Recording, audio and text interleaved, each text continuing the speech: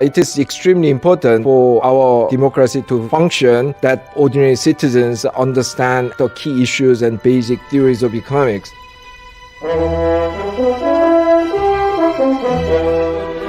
Now, if you ask people who haven't studied economics, what is economics? The usual answer will be, well, it must be the study of the economy. Chemistry is study of chemicals, biology is study of living things. So economics must be the study of the economy. That would be a commonsensical answer, but interestingly, that would be wrong, at least according to the most popular economics books of our time. Look at these titles. In the middle, there's Free Economics, which is probably the best-selling economics book ever, other than textbooks. And they claim that they are looking at the hidden side of everything. The Logic of Life, the second book by Tim Harford, the famous Financial Times journalist of the undercover economist fame, he subtitled his book also as New Economics of Everything.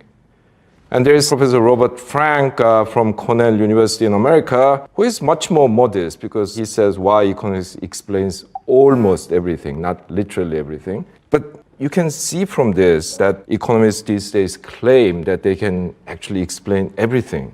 But this is some claim coming from people who have basically messed up what other people think is their main job, namely explaining the economy and keeping it prosperous, stable, and innovative. Total turmoil in Wall Street. We have seen the worst financial and economic crisis since the Great Depression in the 1920s, back in 2007 and 2008. Now, before this happened, economists are making big claims. Robert Lucas, the famous Chicago economist, in his presidential address of the American Economic Association in 2003, declared that economics has solved the problem of preventing recessions. This is what financial Armageddon looks like. Red screens that scream sell, sell, sell. Stock markets around the world collapsed today. In Britain, the stock market fell sharply by 5%. The markets now believe that we are on the cusp of a sharp and prolonged recession. Fears for the ripple effect that could engulf the world economy. Well, only 4 or 5 years later to see the biggest recession since the Second World War. People are making all kinds of claims that we have solved the world's problem. Ben Bernanke, the former professor of Princeton and former chairman of the Federal Reserve Board, the American Central Bank, talked about the great moderation. Now we have basically abolished the business cycle. Everything is going along nicely, moderately, maybe a slight fluctuation, but we have basically reached a state of nirvana. Well, he didn't use the term, but that was the message. So given this, you would say that economists seem to have a case of megalomania. These are people who cannot even explain what they are supposed to do, and then they come out and say, oh, by the way, we can explain everything else. This is a very particular form of megalomania because it's not baseless. It has a methodological foundation, this particular form of megalomania, claiming that economics can explain everything. Lionel Robbins, a leading British economist, defines economics as a science which studies human behavior as a relationship between ends and scarce means, which have alternative uses, and this is the definition of economics that most economists, namely economists who belong to the dominant neoclassical school, have defined economics as. All other subjects define themselves with reference to the subject matter of study. But somehow economics is defined by its analytical methodology rather than its substance, its subject matter. That is the study of the economy. How we produce things, how we distribute the income that come out of that production process, and how we exchange and consume things. This should be the central subject of economics, not how, as free economics talks about, American school teachers cheat in student assessment, how Japanese sumo wrestlers behave rationally despite their stupid looks and stuff like that. Now, I'm not saying that those observations are totally irrelevant. They give you some insight to human behavior. But that is not the main subject of economics. And applying rational choice theory outside the economy actually gives you a very distorted view of human nature and human society. One important consequence of defining economics in terms of its analytical methodology is to make economists, that is a dominant neoclassical school, believe that there's only one right way of doing economics. But there are many different schools of economics. There are at least 9 main schools of economics, and several more if you count smaller schools or split bigger schools into sub-schools. And I have actually highlighted 3 of them in bold because these are all economic theories that support free market policies. But they all do that in different ways. Neoclassical economics does this on the basis of individualist approach, based on the understanding that human beings are rational and selfish. Insofar as neoclassical economists advocate free market policy, I'm saying insofar as because there are some neoclassical economists like Joseph Stiglitz and Paul Krugman who would be quite willing to support a wide range of government interventions based on the theories of market failure. But insofar as neoclassical economists support free market policy, their position is, look, people know what they are doing, so just leave them alone. Yeah? That's the best policy.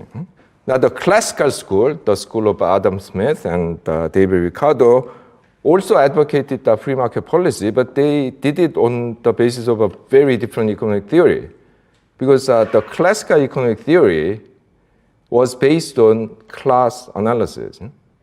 Of course, there was some discussion of individuals and freedom and that kind of thing, but that was more at the level of political rhetoric. The central analytical construct was based on this notion that the society and the economy is made up of 3 different classes, all with different objectives and behavior. So there's the capitalist class, the working class, and the landlord class. The workers basically get subsistence wage. They are given only just enough to survive.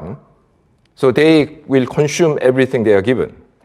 The landlords have surplus, but they are unproductive class, and they would waste their money on the luxury consumption like hunting lodge and servants and so on. And the capitalists are the people who invest and make the economy grow. So you should maximize its surplus that goes to the capitalist class. So that's a very different theory of why free market policy is good. The third free market school, probably the most ardent supporters of free market, is the so-called Austrian school, represented by people like von Hayek and von Mises.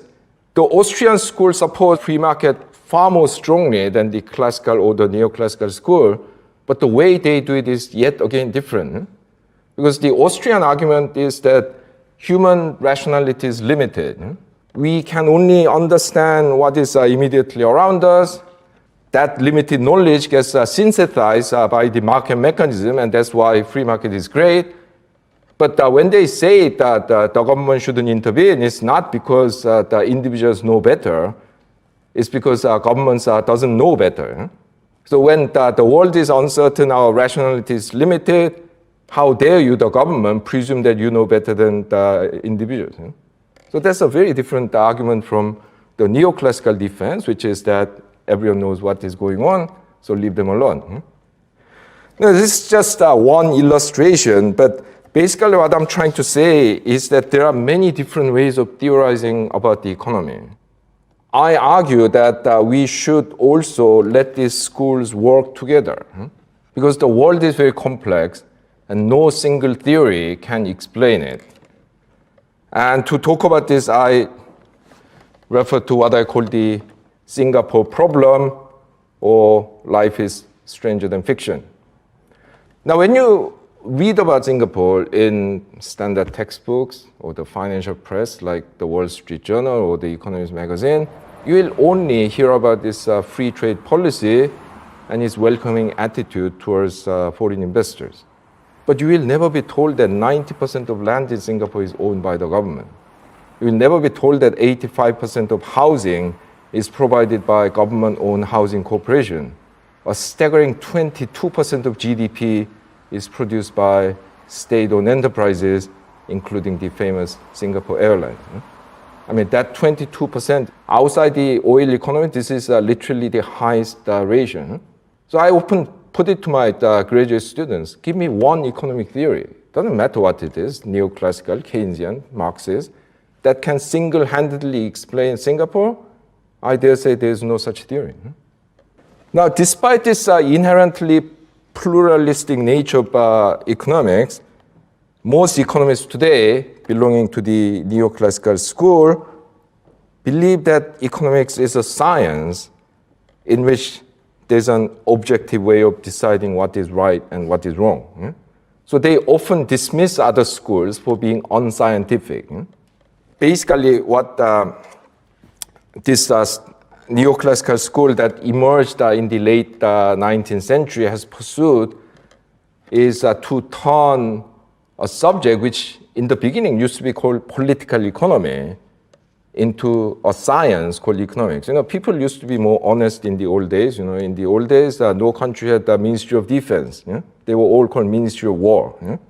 So that people call economics political economy, acutely aware that this is based on power struggle between different classes. It's that it involves government intervention.